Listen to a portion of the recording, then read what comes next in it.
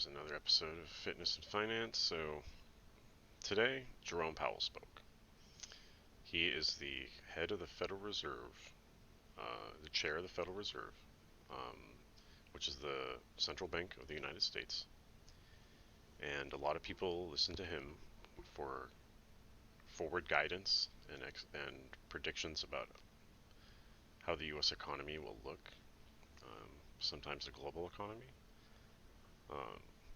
I personally believe that he's a liar and a spokesperson for a corrupt institution which claims to be helping you while simultaneously steals from you. If theoretically the goal of the central bank was to widen the wealth gap, which is what they've been doing, then I would say they've been quite successful. So they do this by claiming inflation and unemployment are lower than they really are, which gives them justification to keep interest rates low and to run up the printing press. This pays off the debts of the rich, it pays off the debts of the indebted countries, while at the same time placates the lower and middle class into thinking there's hope for them, but really they keep getting squashed. So that's my opening, and we'll watch some of this. So I'll give my editorial let me comments. start the answer by saying that Congress has given us two goals: maximum employment and price stability, and we have tools to achieve those. We're strongly committed to achieving them. Before the pandemic hit, we were very close to those goals. Unemployment was at a 50-year low, jobs were plentiful, wages were moving up, and inflation was also running close to, but a bit below our 2% objective. That was a year ago now. Let's look at where we are today. The economy began to recover last May from the very sharp downturn at the beginning of the pandemic and made good progress through the beginning of the fall, let's say. And then progress slowed sharply overall with the winter COVID spike, which reduced job creation for the last 3 months through January to about 29,000 a month, which is a drop in the bucket for an economy our size. So today, we're still a long way from our goals of maximum employment and inflation averaging 2% over time. More recently, as you point out, we've got rising vaccination, we've got cases at lower levels, we've got strong support from fiscal and monetary policy, and while there's still risks, there's good reason to expect job creation to pick up in coming months. And we need that because we're still 10 million jobs short of where we were. 10 million people can't just hop back to the jobs they had in 2019. Working when the pandemic hit. So they want you to think it's a lot of ground we have to cover. And those people are mostly in areas that are directly affected by the pandemic. That's service industries, public-facing jobs. I'll also mention inflation, since that's the other side of our mandate. How are restaurants we seek inflation that averages 2% over time, and we want that to happen because we want it to average 2% over time. So in my mind, this guy looks really nervous because he's running a Ponzi scheme and he's lying. And that's really the goal.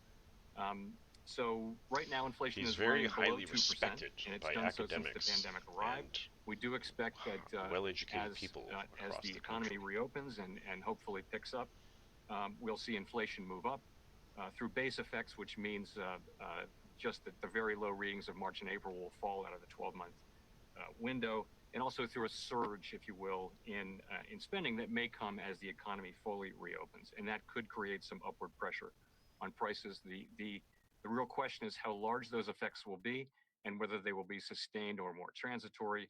And I'll just say that for several decades, I would love someone to ask him, what would you do if inflation went 5%? And low inflation is what people expect. If inflation was 5% and unemployment was to change, businesses and high, people would need to believe that larger increases in prices would be repeated year after year.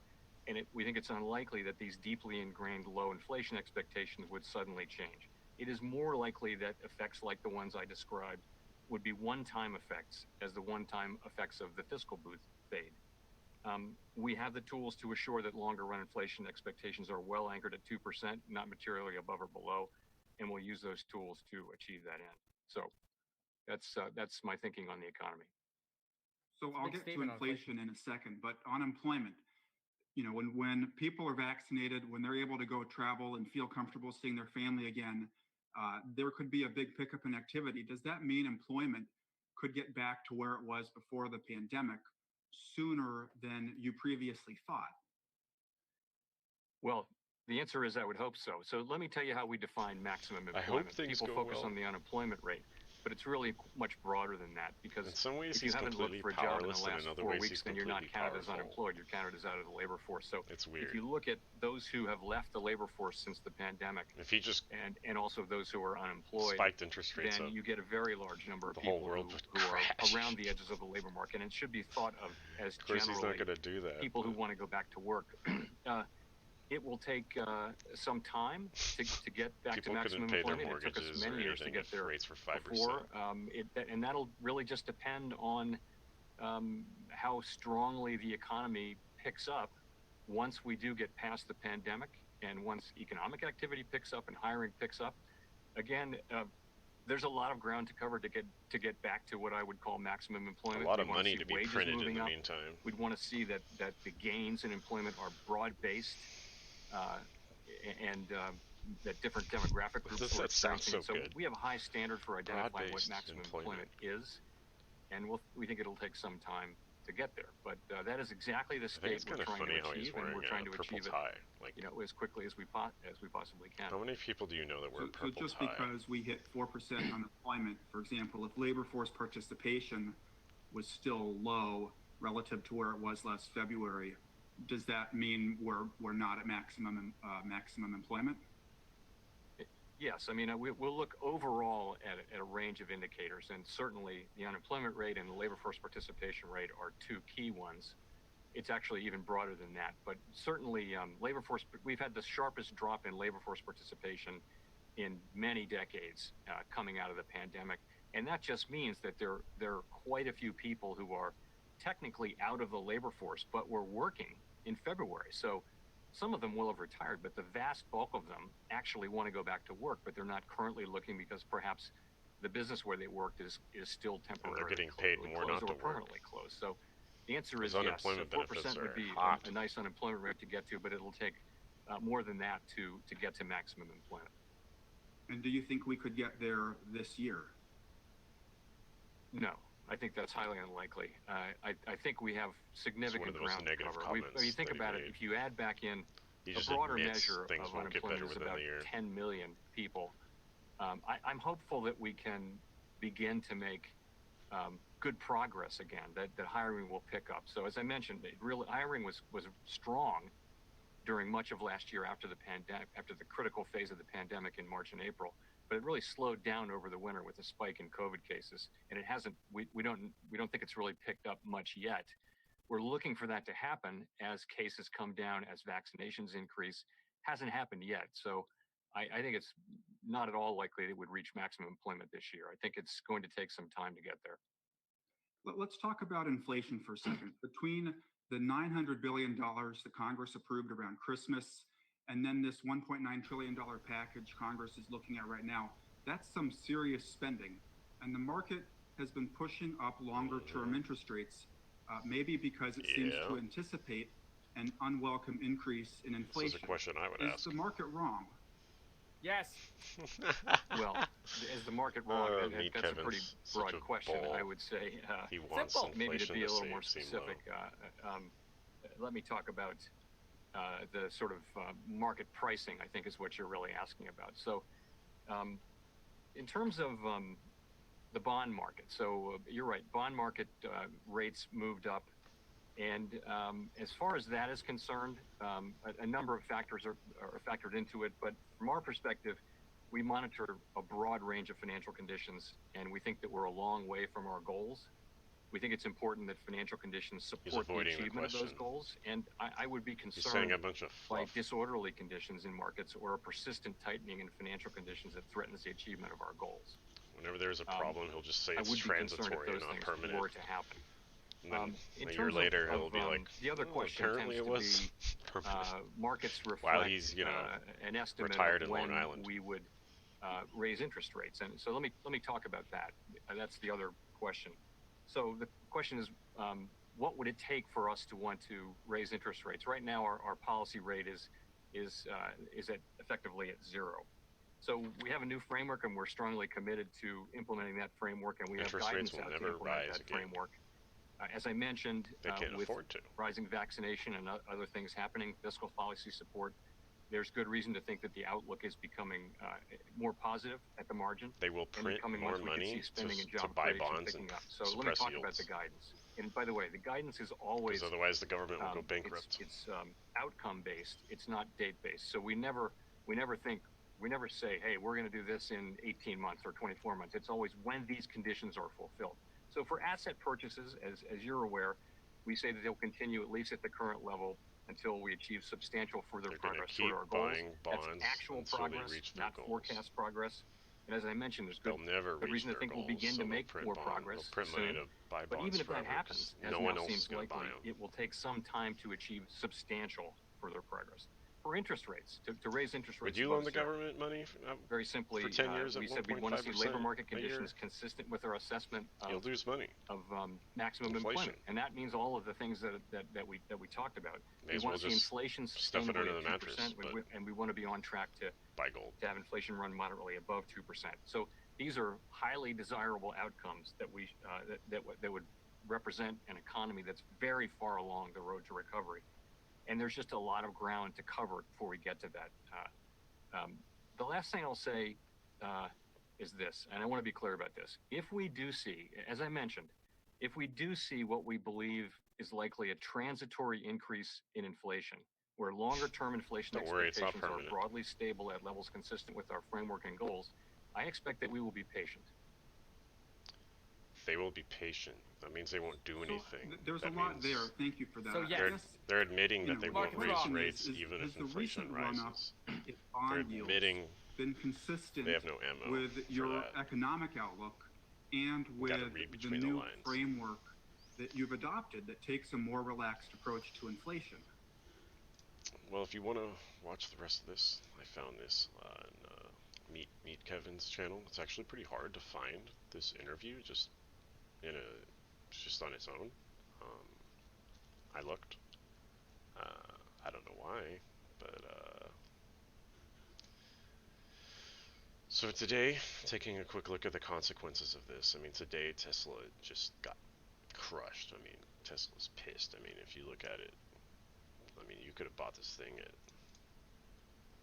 $900 and now it's 617. I personally think this is a bubble. I personally think that nothing justifies a PE ratio of 1,000, and it'll never pay a dividend ever. But hey, 600 billion market cap, that's a lot of money to evaporate. But this is just money changing hands from, this is just cult members, money changing hands from cult members, because the company's not making any profits or paying any dividends. This is a silver mining company that I own, that I'm bullish on. I had to sell a little bit out of it the other day because I was afraid about the rising bond yields and just the dumbasses who sell their gold and silver as a result, even though it means that more inflation's coming. But even the silver miners got crushed. A gold miner I buy, I mean, the gold is not as pissed today as silver. Look here at the overall. You can see gold went below 1,700. It's the only commodity. It's the only commodity other than orange juice. It's down 11% on 6 months. I mean, huge inflation in every commodity except gold and silver, which should be going up the highest, but they suppress gold and silver. Long story short, because it makes the central banks and the currencies look good. So this is the main thing people were paying attention to today, is the U.S. 10-year Treasury.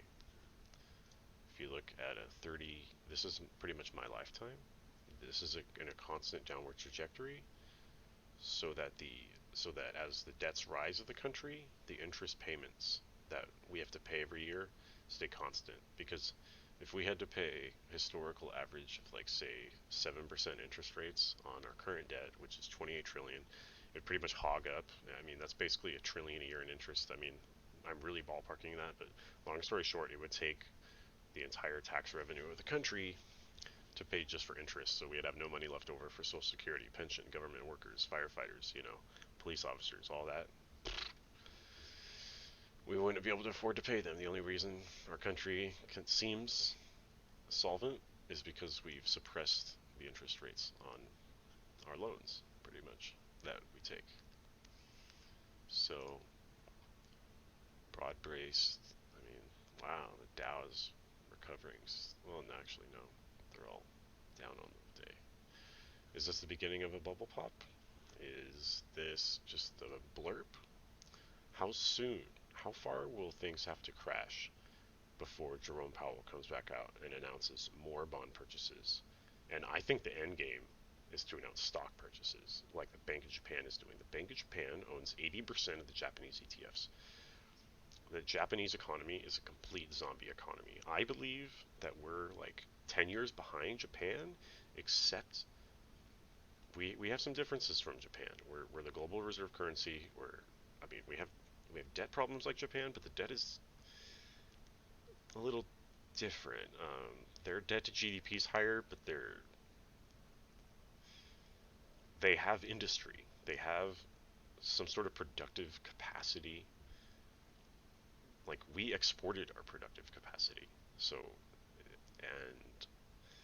and Japan's kept their culture intact relatively. So there's a lot of factors involved there. But I personally believe that we're going to enter a period of heavy stagflation, which is what Japan's been in now for 30 years, where assets go up, wages don't follow, actual economic growth don't follow, um, and the wealth gap, as a result, continues to grow at exponential rates. So we'll see what happens.